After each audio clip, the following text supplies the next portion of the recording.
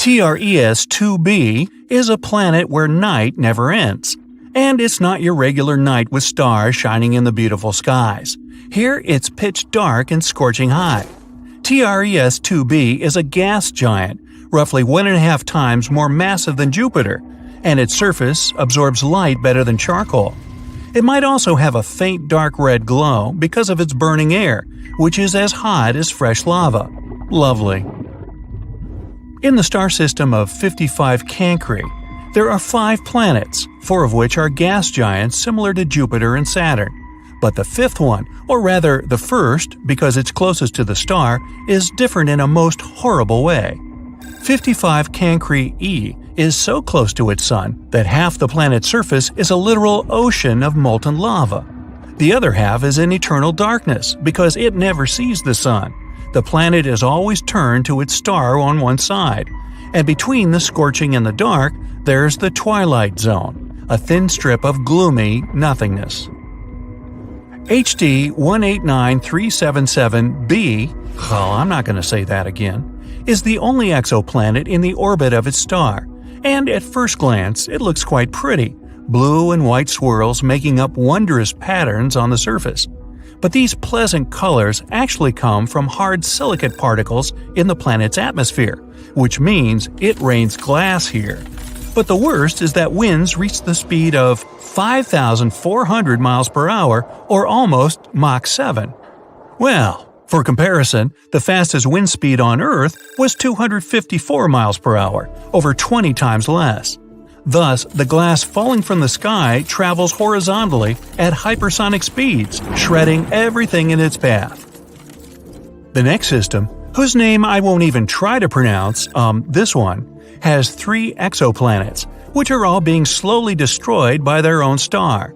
It happens because that star is not a regular, it's a pulsar, a rapidly spinning core of an exploded star. It creates powerful electromagnetic pulses in several directions while rotating at several thousand times per second. As a result, the planets orbiting this deceased star are slowly being eaten away and will eventually disappear entirely. Kepler-70 is a hot blue dwarf star that exploded into a red giant some 18 million years ago. At the time, it was orbited by at least 2 planets, the closer of which was a Jupiter-like gas giant. Its name was Kepler-70b, and it still exists, but the overgrown star consumed it and transformed it into a blazing hot rocky world. Right now, it's one of the hottest planets ever discovered. Its temperature is higher than the surface of our Sun. It was lucky to survive spending time inside the star, but it's evaporating now and will probably be no more in the near future. WASP-12b is one of the weirdest and saddest planets out there. The enormous gravity of its star, combined with the planets consisting mostly of gas, result in the star slowly devouring its protégé. WASP-12b has already taken the form of an egg, stretched toward its merciless sun, and it's unable to do anything with its condition. In another 10 million years, the planet will inevitably succumb to the voracious star's appetite. If you ever wondered what it's like to walk on ice and hot coals at the same time, Gliese 436b is a planet that would give you a vivid example. Being extremely close to its sun, the Neptune-sized exoplanet boasts temperatures hotter than a blazing oven, and yet it's covered in ice, which burns incessantly. This ice is much denser due to the enormous gravity of the planet, staying solid even under extreme conditions and not melting away. No list of frightening worlds could do without mentioning Venus, the Earth's evil twin. The second planet from the Sun has an atmosphere so thick and full of clouds that its surface is much hotter than that of Mercury. Volcanic eruptions constantly thrash Venus. Its gravity is almost 100 times stronger than ours, and those clouds I mentioned are not made of water but of sulfuric acid, which condenses and rains down on the ground, adding to the inferno. But even if you were brave, or crazy, enough to try to pass through these clouds, you probably couldn't. The winds up there are as strong as some of the most powerful hurricanes back on Earth. Here we have a very long name for a very, very cold planet. Although the host star is not too far away, it's a small and rather cool red dwarf, whose light and heat barely even reach the planet. The temperatures out there fall as low as minus 370 degrees, which is only marginally warmer than absolute zero. The exoplanet is thus dark, gloomy, and covered in eternal ice that never thaws. Still, if it has a rocky core, it might generate some heat, so there's a chance that deep below the frozen surface, some unknown alien things might lurk. Dimidium, located roughly 50 light-years away from our solar system, is a planet hostile to any living thing on many accounts. It's tidally locked to its sun, which means one of its sides is always facing the star, while the other is always turned away. The hot side is heated to over 1800 degrees, perpetually blown over with winds reaching 600 miles per hour. Despite Dimidium being a gas giant, it has a large amount of iron in it, which melts and evaporates in the atmosphere, creating clouds. And when those cool down, they fall on the surface in the infernal rain of molten iron. Oxygen is usually viewed as an element that might bring life to a planet, but this is definitely not the case for Osiris. Scientists were shocked to find oxygen on this planet, or rather around it, because it's 8 times closer to its star than Mercury is to the Sun. This extreme distance makes Osiris a living melting pot, where anything that could burn will. It's also responsible for a very short orbit of the planet around the star. A year on Osiris is just 3.5 days on Earth. To boot, the atmosphere of the planet is constantly blown and melted away by the heat from its sun. Karat Exo 3b is neither as hot nor as cold as some of the others on this list, but it's terrifying in its own more insidious way. It's a gas giant similar in size to Jupiter, yet 20 times denser. This makes this exoplanet's gravity weigh down on everything on its surface 50 times more than it would on Earth. Stepping on it would be your ultimate doom, because you'd be immediately crushed by the density of its atmosphere. Karat 7b is another oven-like world. Its day-to-day temperature is over 4,000 degrees. Combined with the rocky surface, it presents an infernal landscape. The rocks on the ground bubble and boil, evaporating in the atmosphere, where they cool down and eventually fall back on the surface in a brimstone rain. The saddest thing about Karat 7b is that it might have once been a gas giant whose atmosphere melted away from the heat, leaving only the scorched core. We're used to thinking that asteroids are the only free-floating rocks in space, but things like OTS-44 make you think twice and shiver. Imagine a planet about 11 times more massive than Jupiter roaming in space without being bound to the orbit of any star. Given its gargantuan size and mass, if OTS-44 collides with any other planet, it would utterly destroy it and go on floating as if nothing happened. Scarier still, scientists are sure there are millions of such rogue planets out there, just waiting to be discovered. There's no hard proof of their existence yet, but theoretically, carbon planets have formed somewhere closer to the center of our galaxy. Any oxygen getting in their atmosphere would get into a reaction with carbon and transform into CO2, forming black toxic clouds.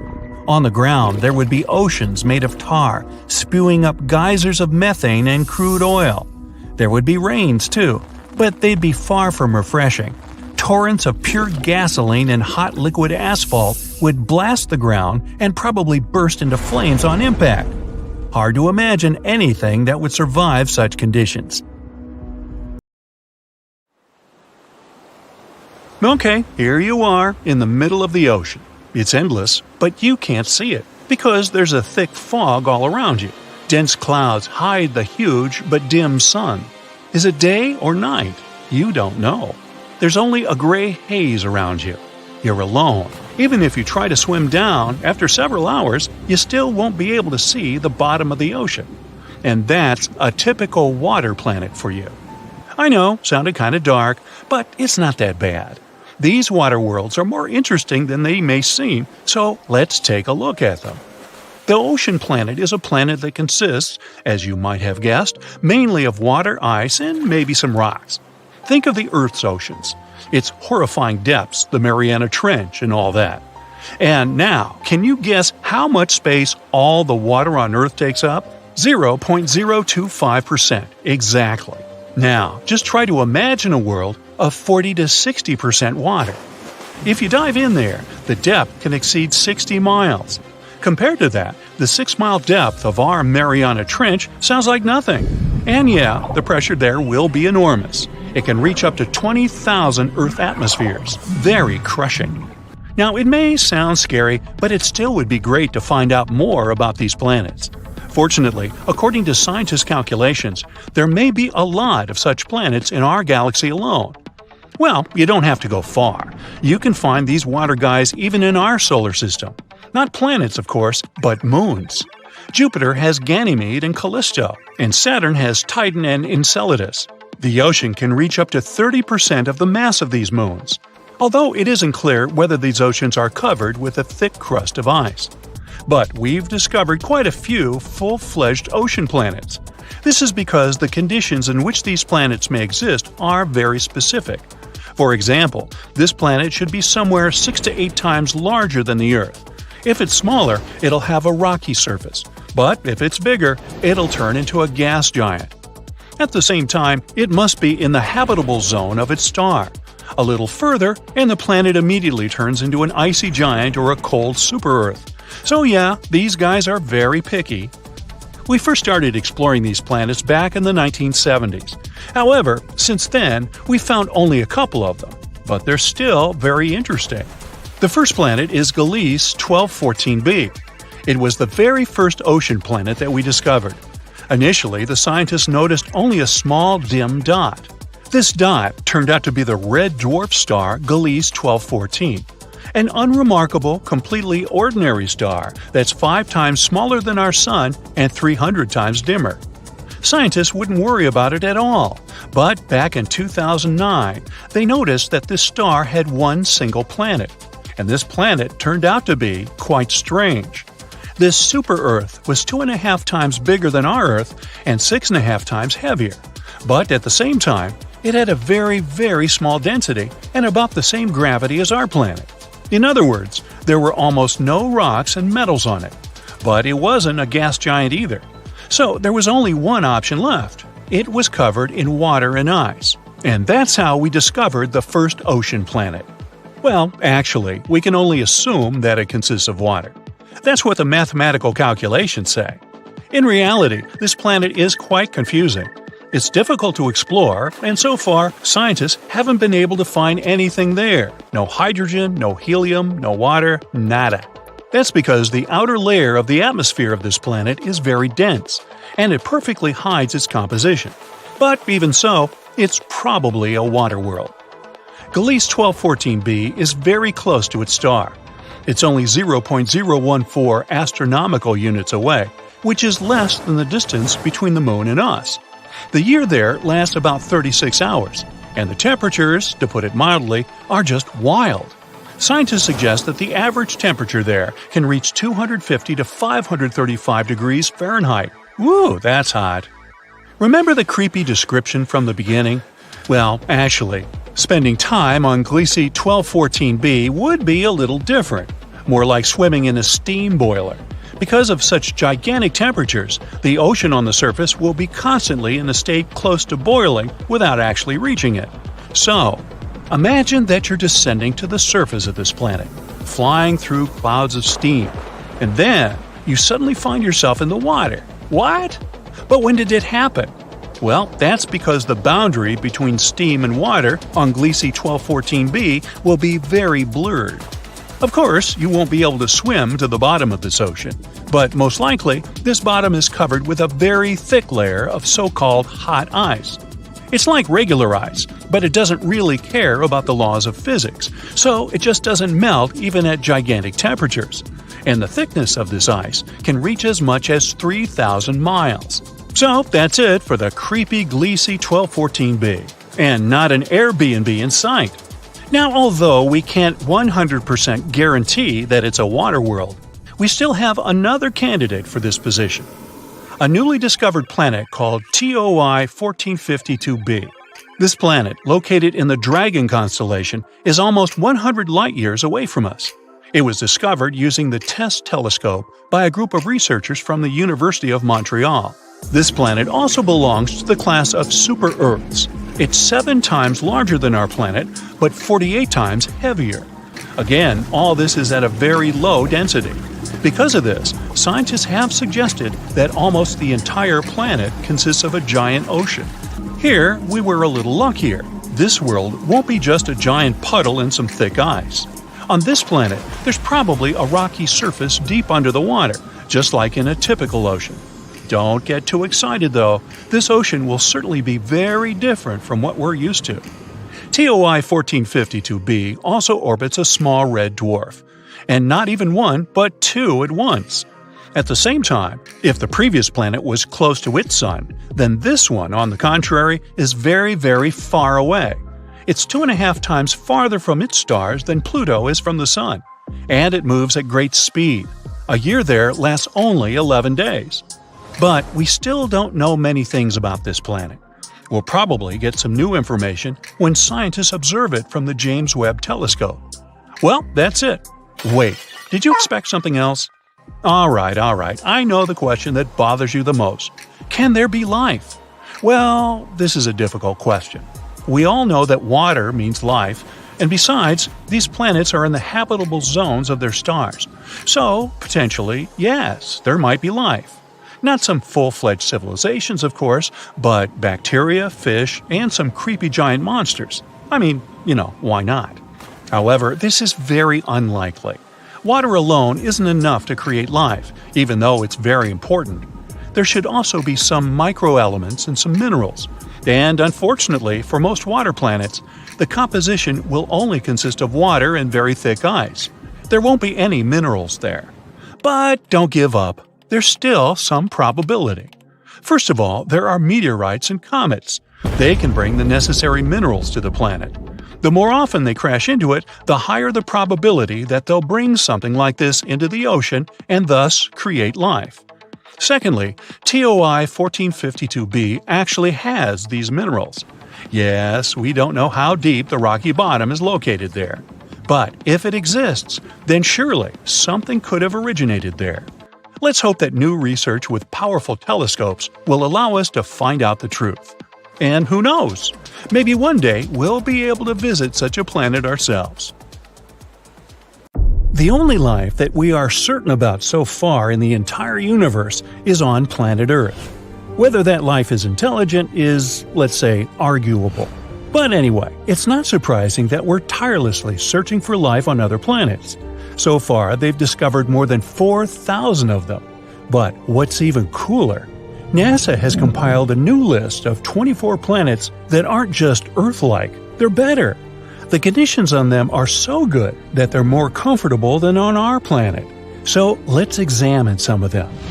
KOI 5715.01. Let's be coy, shall we? This wonderful planet is in the constellation Cygnus. And why is it so wonderful? Well, our sun is a yellow dwarf. And sorry, sun, even though you're not bad at supporting life, there are some stars that can do it better. Nothing personal. The planet KOI 5715.01 orbits near an orange dwarf. Orange dwarfs are stars slightly smaller than our sun and have a little lower luminosity. Did you like the alliteration there? Anyway, don't worry, it doesn't mean we're going to live in complete darkness. In fact, if the planet is found closer to the sun and it has a thicker atmosphere, it may even be lighter and more colorful than on Earth. Now, our sun has a very short lifespan. Right now, it has 7 to 8 billion years left to live, a little longer than Earth's age. But orange dwarfs can live from 45 to 70 billion years. This is great not only because we'll be able to hang out on this planet longer, but also because the planets around these stars have more time to form life.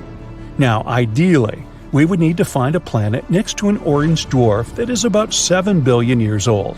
It's very likely there will be at least some organisms there. KOI 5715.01 is about 5.5 billion years old. Yeah, it may not seem mature enough, but that's okay, neither do I. Our Earth is a billion years younger, and that didn't stop us. The planet is quite close to its star and is in a habitable zone. 1 year there lasts 190 days. Imagine going to elementary school and already getting a driver's license. It's almost 2 times larger than the Earth. The average temperature there is 52 degrees Fahrenheit, which is slightly less than ours, 57. But it mostly feels warmer there because strong gravity helps it hold on to heat in the atmosphere longer. It's a little too far away though, like 3,000 light-years from Earth, which is about 18 quadrillion miles. Yep, better bring a really big lunch with you. KOI 3010.01. This planet is found next to the star KOI 2010. This planet sounds like a very pleasant world. The average temperature on this planet is 67 degrees, so a little warmer than ours, but that's a good thing. Scientists believe that on a perfect planet, the temperature should be just about 10 degrees hotter than on Earth. The more heat there is on the planet, the more comfortable it is to live there. Also, the higher chances of developing life. The radius of this planet is nearly 1.5 times larger than Earth. There's some atmosphere, although we're not yet sure about its composition, but it's probably like the Earth's. Scientists think that we'll find an ocean there, and it can cover up to 60% of the surface, which is also cool. In a perfect world, water and land should be distributed more evenly than on our planet. A little more land means a little more territory and resources, right? But listen, this planet is actually very similar to the Earth.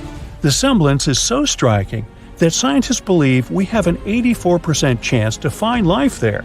Of course, not necessarily an intelligent life, but at least some animals. Wouldn't that be cool?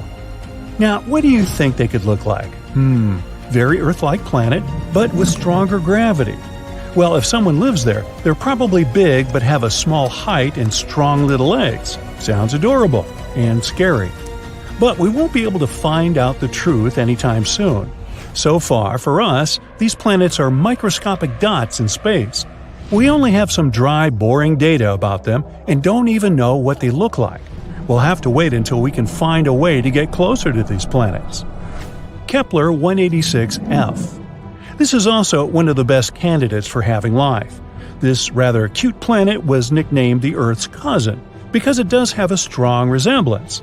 Anyway, these two planets are like sisters, not twins. Kepler 186f rotates near a red dwarf. Red dwarfs are stars even dimmer and smaller than orange dwarfs.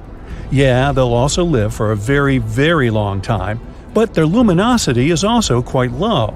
However, Kepler 186f is closer to its star than we're to our Sun, so it shouldn't be too dark there. Well, at least not night-like dark. The sky on this planet is sure to be an unusual shade of red, like sunsets on Earth. What do you think? Would you like to live on a planet with an eternal sunset? The size of this planet is about the same as Earth. Not bad, not perfect. Why so? Because the coolest planets are those that are bigger than Earth and have stronger gravity. Now you'll probably say, but wouldn't it be harder to walk there and even harder to get out of bed on Monday? Of course. But on the other hand, this planet will pull the atmosphere better. The atmosphere will be thicker and denser. This means more protection from the scary space stuff, more oxygen, and more heat. Not to mention the fact that the bigger planets have more space to settle. Awesome, right? But of course, the Earth's size is also an excellent choice. Another cool fact is that the tilt of Kepler 186f is about the same as ours. It means that there should be stable seasons and a normal day-night cycle. Do you know how important the tilt of the planet is? Let's look at Mars. Mars is also, in fact, found in the habitable zone of our Sun. But its tilt is very unstable, and as a result, the entire ocean that could have been on it once now completely dried up. Today, it's just a red desert, and there's no life there. At least not as far as we know, but you see how important these tiny details are? This planet is also quite far away from us, 490 light-years. That's about 3 quadrillion miles. So yeah, we're just going to keep waiting for intergalactic travel. Kepler 62e and 62f. These planets were called the most Earth-like before we discovered Kepler 186f. They're very comparable to our home. Kepler 62e is about 1.5 times larger than Earth, and Kepler 62f is just slightly smaller than that. They're located in the constellation Lyra, which is about 1,200 light-years away from us. They both also orbit a red dwarf.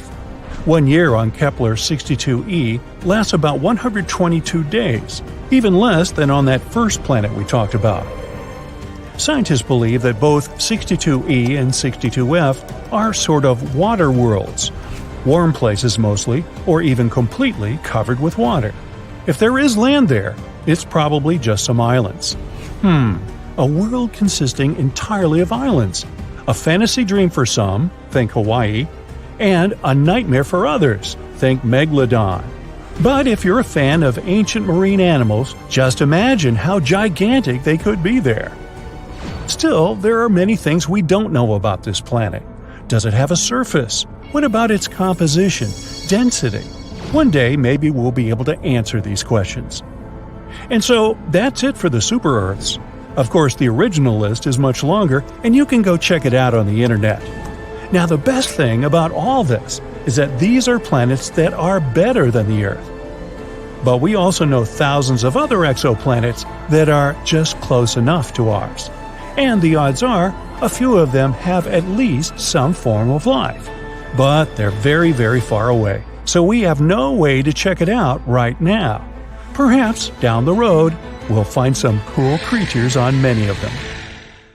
That's it for today. So hey, if you pacified your curiosity, then give the video a like and share it with your friends. Or if you want more, just click on these videos and stay on the bright side.